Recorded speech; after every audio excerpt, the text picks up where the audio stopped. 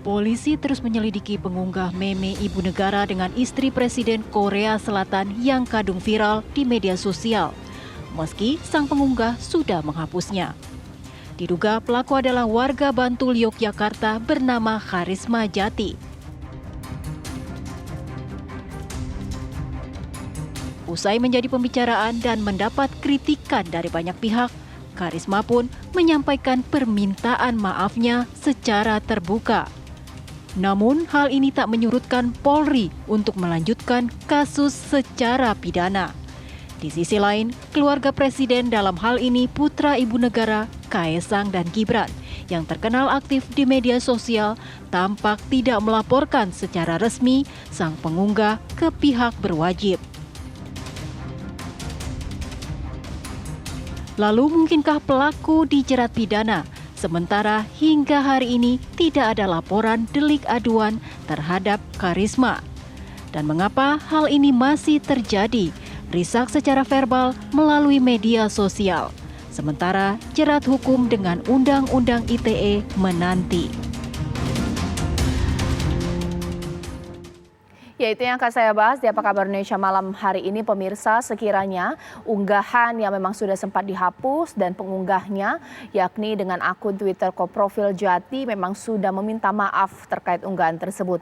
Kasus ini akan berhenti, apakah lanjut terus? Itu yang akan saya bahas di Apa Kabar Indonesia malam. Masih bersama dengan saya Pahyar Salmi, dan saya sekarang mau bertanya dengan dua narasumber saya, mulai dari Mas Wahyu Wibowo, merupakan ahli forensik bahasa, dan juga tenaga ahli utama KSP, Mas Irfan Pulungan. Selamat malam Bapak-Bapak. Selamat malam Caca, Selamat malam semuanya. Sekarang saya mau ke Pak Wahyu terlebih dahulu. Pak Wahyu, sebagai ahlinya Bapak di sini, dari foto dan narasi yang disematkan, ini masuk ke dalam penghinaan atau tidak sih? Pertama begini Mbak Caca ya, apa kabar Mbak Caca? Ya, sehat Mas, silakan Mas. Pertama begini, kalau dalam soal kebahasaan, kita harus melihat tiga hal. Yang pertama adalah niatnya. Yang kedua, bentuk niat itu sendiri yang berupa tadi itu tayangan atau postingan. Yang ketiga, kesan orang terhadapnya. Nah, kalau sudah masuk ke kesan orang, maka ini agak apa ya namanya? Kalau saya bilang bahaya, nanti gimana ya? Bahaya deh gitu. Karena nanti macam-macam yang timbul tuh suasana gitu. Nah, ini kan jelas sekali. Termasuk penghinaan karena kata bi di Indonesia itu berkonotasi agak turun loh, agak negatif bi. Itu Mbak Caca. Jadi artinya jangan sembarang ngomong deh. Kita beretika berbahasa itu berkaitan dengan sama dengan beretika berbangsa dan bernegara. Jangan sembarang ngomong gitu, ya kan? Itu sementara Mbak Caca, silakan. Baik, Mas Wahyu, satu lagi saya mau tanya, dari kata-kata yang disematkan dalam foto tersebut, apakah memang pembacanya punya makna atau mengartikan hal yang sama dalam hal ketersinggungan? Karena memang ini sempat dikatakan ada yang merasa nggak tersinggung dengan kata-kata itu, tapi ada yang mengatakan ini semacam body shaming, ini seperti apa?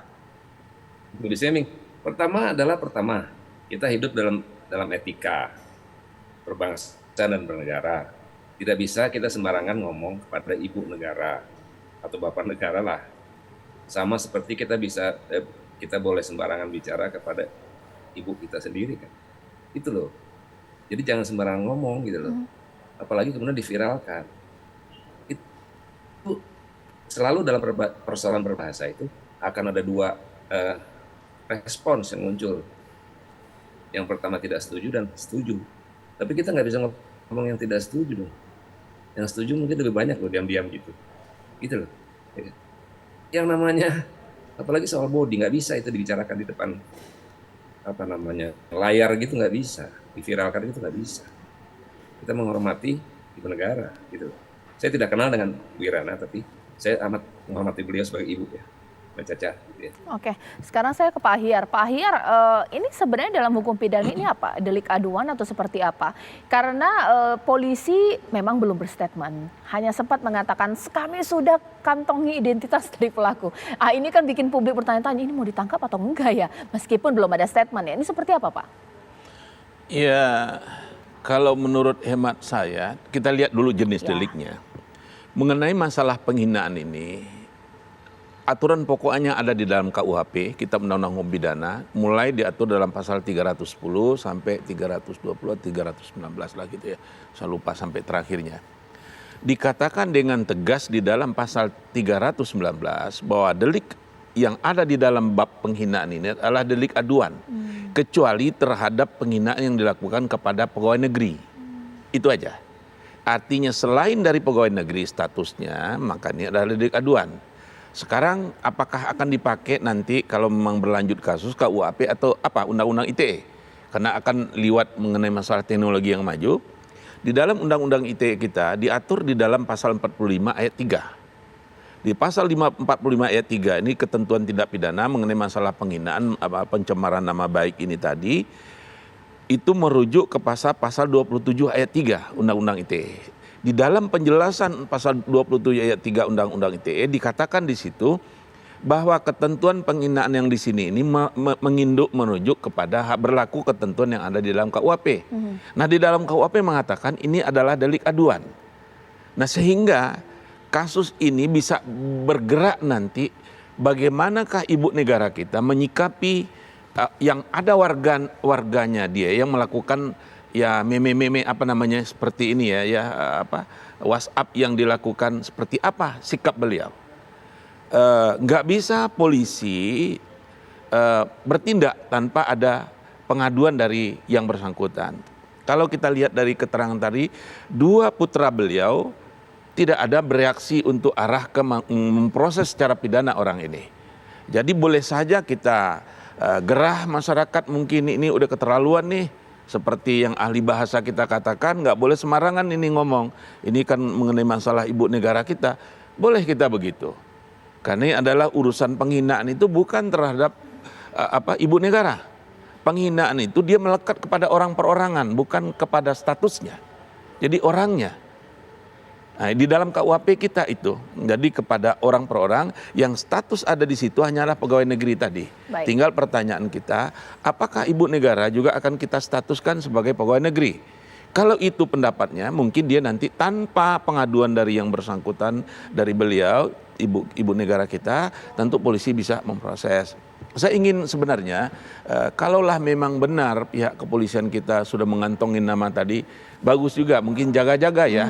Nah, tapi kita berharap kalau bisa ini setiap kasus polisi cepat bereaksi gitu. Jangan hanya kalau ada menimpa katakanlah seseorang, apalagi dalam hal ini adalah ibu negara, kita cepat bergerak. Atau jabatan orang mana kita cepat bergerak. Jangan begitu. Terapkan prinsip equality before the law. Siapapun yang ditimpa musibah masalah hukum, penegak hukum harus cepat respon. Baik. Itu harapan saya ke depan. Jadi intinya kasus ini bisa lanjut kalau ada yang melaporkan. Masyarakat bisa melaporkan atau mungkin institusi tidak bisa. Yang bisa hanya yang bersangkutan ibu kita. Oke. Karena beliau yang tertimpa musibah, katakan seperti itu kata-katanya yang kita pakai istilahnya, beliaulah yang akan mengadukan. Ini aduan. Lembaga negara pun juga tidak boleh. Enggak boleh. Oke. Karena ini delik aduan. Karena bukan yang dihina lembaga yang penghinaan terhadap lembaga itu enggak ada. Baik. Tetap status Baik. yang pegawai negeri atau bukan pegawai negeri. Sekarang sebelum saya ke Mas Irfan Pulungan, kita baca dulu pemirsa informasi ini buat menambah data Anda. Saya punya grafis yang ini akan memperkaya dialog saya. Ini dari timeline-nya ya pemirsa ya, ketika sudah ada surat permintaan maaf yang ditujukan kepada Presiden Republik Indonesia dan Ibu Negara beserta seluruh keluarga besar kepresidenan.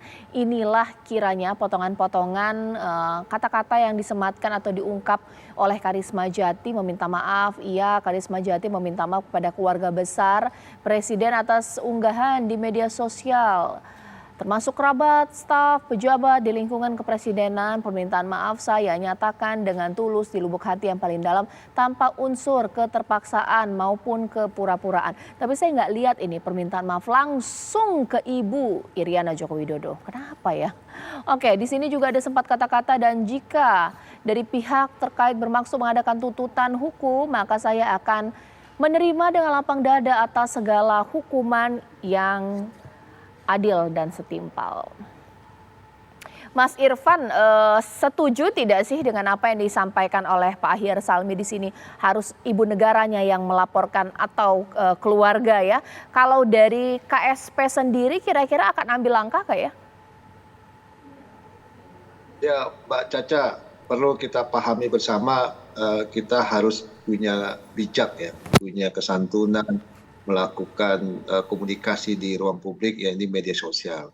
Tentu hari ini dengan kecanggihan teknologi, ruang publik itu, media sosial itu, ya bisa berdampak negatif ketika kita tidak melakukan hal-hal yang tanpa kita ketahui ya. Misalnya kata-kata itu kan interpretasinya bisa bermacam-macam gitu. Nah, apakah yang bersangkutan melakukan itu ya melihat ini sebagai sebuah keinginan spontanitas dia atau dia dipengaruhi, kita juga nggak tahu. Makanya saya mengatakan lebih baik dia datang ke polisi deh, menyampaikan tentang apa tadi yang tadi kan dari ahli bahasa itu, apakah dia punya niat untuk menuliskan di media sosial itu ya tentang peristiwa itu. Ini saya rasa ya siapapun melihat membaca itu tidak pantas lah, tidak patut lah ya. Pada event internasional yang kita ketahui bersama ya, kita melihat event itu suatu sangat luar biasa dan dunia mengagumi Indonesia penyelenggaraannya. Tiba-tiba ada satu bentuk media sosial melakukan penghinaan terhadap tulisannya di Twitter itu, ini mencoreng nama baik kita gitu. Nah ini kan tidak baik lah sebagai masyarakat yang penuh tata krama, beradatkan timur ya. Saya pikir dia harus gentle gitu, datang ke polisi ya, menyampaikan permohonan maafnya dan mungkin bisa difasilitasi oleh kepolisian untuk berkomunikasi dengan Mas Gibran ya, permintaan maafnya langsung gitu. Saya rasa itu. Oke, kalau dari permintaan maaf yang tadi disampaikan atau mungkin sudah beredar lah disampaikan oleh para pengunggah, maksud saya pengunggah di sini, sekiranya itu menjadi permintaan maaf yang tulus atau tidak ya? Saya minta nanti bertanya juga kepada Mas Wahyu, bahkan juga Mas Irfan sesaat lagi di Apa Kabar Indonesia Malam.